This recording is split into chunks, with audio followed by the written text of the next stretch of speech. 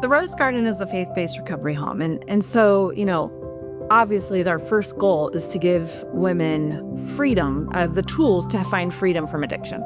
We give them recovery tools, but that's not the biggest goal. We believe that you can only have sustainable recovery through Jesus Christ. Our goal is to introduce them to Jesus in a powerful way. We explain to them who we believe Jesus is and what Christianity means when we speak about him in this home, but they're grown women. They get to make their own choices. Addiction isn't a space of trust. Women in addiction are not safe. It's hard to earn trust. I tell women that they don't have to trust us, but it'd be really nice if they give us the benefit of the doubt for a while. I struggle with addiction with methamphetamines, and I was on the streets for 11 years in addiction. I was honestly on my way to my drug dealer's house, getting ready to go to parole the next morning, and I was in an Uber. He was listening to Christian music, and I was telling him a little bit about my story. I heard a lady on the radio saying she doesn't know who this goes out to, but this goes out to a guy named Tom and Deidre. So that was for me, a awe moment, and I decided to come to Rose Garden. So since I've been here the last 4 months, I've reunited with my children after 11 years. Sorry if I cry. Being able to gain custody of my kids back is my main focus with being here. After 11 years of addictions and in trouble with the law, I'm finally about to be set free. So our program is multi-level. The ladies come in with very few privileges, just so they can get accustomed to our rules and our policies, build trust with themselves, build trust with the program and the staff.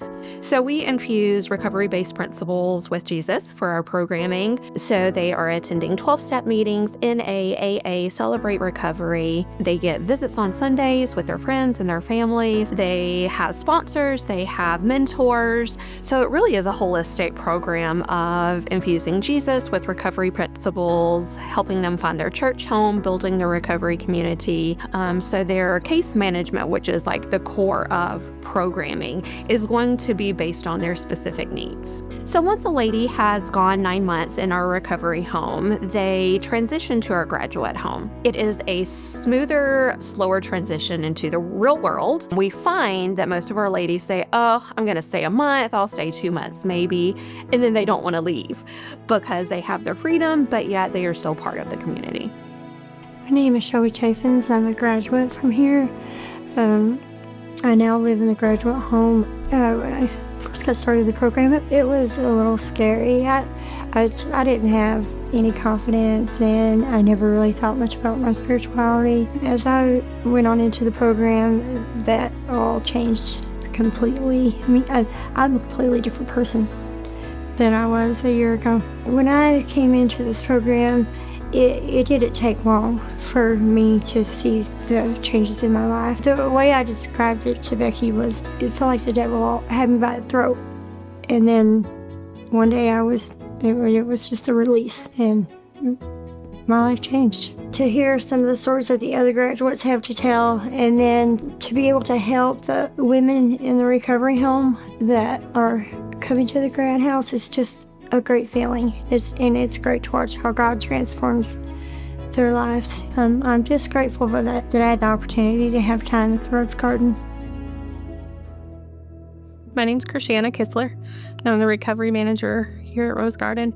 I do case management with the ladies as well as peer coaching. We have family members sometimes reach out for their loved ones who are in addiction. Sometimes we get applications from the jails, probation officers, courts, those kinds of things. They have to pass a drug screen. They have to not be going through any type of withdrawal symptoms. After they fill out the application, I do the background check. They come in for an interview. We prefer to do face-to-face. After we do the interview, I take the application to Amber and Becky, and we decide as a team if we think we'd be the best fit for their needs. So I am also in recovery myself. And so I feel like I get to connect with them on a level of I've been where you're at.